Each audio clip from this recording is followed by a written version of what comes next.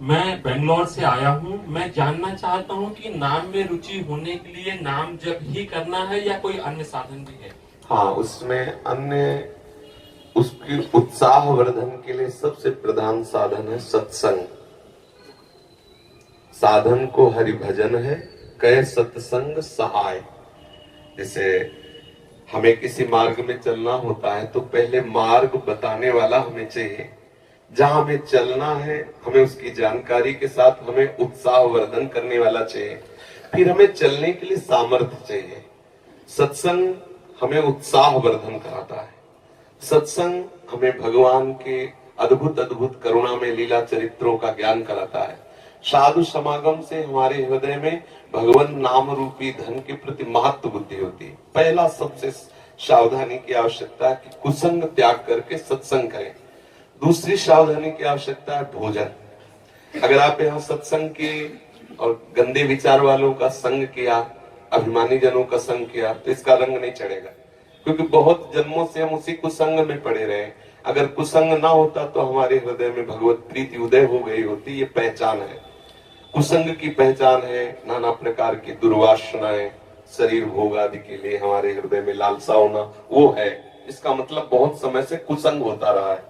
अब कुसंग के संस्कार अधिक होने के कारण सत्संग के संस्कार जब अंदर जाएंगे तो कुसंग को भगाने की चेष्टा करेंगे।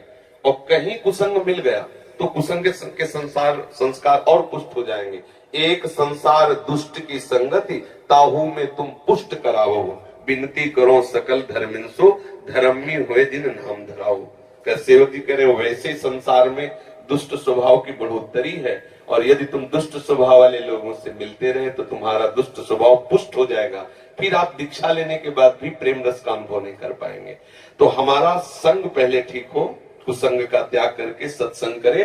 और फिर दूसरी बात, आहार शुद्ध हो। आहार शुद्धि सत्य शुद्धि, अर्थात हमारा आहार शुद्ध हुआ तो हमारा मन शुद्ध हो। ऐसे ग्रामीण भाषाओं में कहते हैं, जैसा खाओ अन्न वैसा बने मन, जैसा पियो पानी वैसी बने वाणी। ऐसे गांव में भी ऐसे चर्चाएं होती है। तो हमारा अन्न ठीक होना चाहिए, भोजन ठीक होना चाहिए। सात्विक भोजन भगवान को अर्पित करके, प्रियालाल को अर्पित करके पाया जाए। साधु समागम किया जाए, शास्त्रों का स्वाध्याय किया जाए। भगवान शंकराचार्य जी ने साधन पंचक का दान किया है। उसमें से आगे आगे के 5 शब्द हम बताते हैं।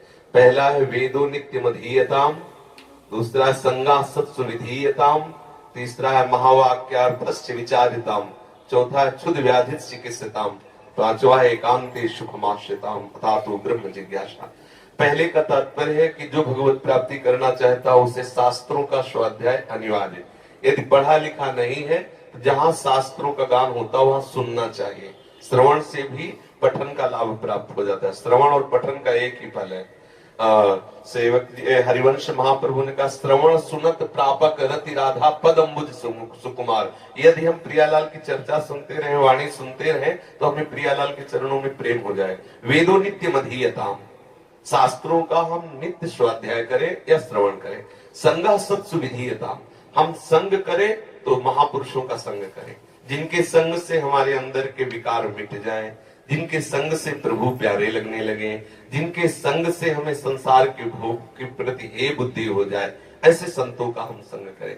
और महावाक्यार्थस्य विचारिताम, जो महापुरुषों ने अनुभव किया है, वो जो वचन बोलते हैं। वैसे यहाँ महावाक्य का तात्पर्य तो अहम ब्रह्मास्मादि से है, लेकिन हम उसको इस रूप में लेते हैं कि जो संत महापुरुषों ने जीवन में अनुभव करके और वो शास्त्रों का सार वाक्य बोलते हैं, विचारिताम वाक्यार्थस्य विचारिताम, हम उनके वाक्यों के अर्थ का विचार करें। जो संत जन कहते हैं उस विचार में डूबे, उसे आचरण में उतारे। फिर बात कही क्षुद व्याधि चिकित्सिताम, क्षुधा रूपी व्याधि की चिकित्सा करें। देखो कैसी बात है, चिकित्सा औषधि रूप में होती है। भिक्षान्नम औषधम, यदि वैरागी है तो भिक्षा का अन्न, और गृहस्थी है तो सत धर्म से कमाए हुए धन के द्वारा भगवद अर्पित करके अतिथि साधु सेवा करके फिर अपने उदर का पोषण करें। फिर एकांत सुखमास्यताम, अपनी दिनचर्या में कुछ ऐसा समय होना चाहिए एकांत में बैठ करके हम अपने आराध्य देव का बिल्कुल व्यवस्थित चित्त होकर के चिंतन करें। व्यग्र चित्त होकर नहीं, शांत चित्त होकर प्रभु का चिंतन। ऐसी दिनचर्या होनी चाहिए। अगर ऐसी दिनचर्या है तो नाम में रुचि हो जाएगी। खान पान ठीक हो, संग ठीक हो, विचार ठीक हो, आचरण ठीक हो, तो रोज नाम में उत्साह बढ़ता चला जाएगा।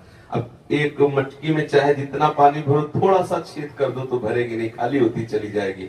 ऐसे ही अगर थोड़े से गंदे आचरण, थोड़ा सा असाधन, तो हम नाम जब करते हैं वो भरता नहीं है नाम का भाव, वो धीरे धीरे निकलता रहता है। बहुत समय व्यतीत हो जाता है, फिर हमें अश्रद्धा होने लगती है कि यार नाम जपने से कुछ लाभ तो मिला नहीं, अभी वही विकार बने हैं, अभी वही वासना है।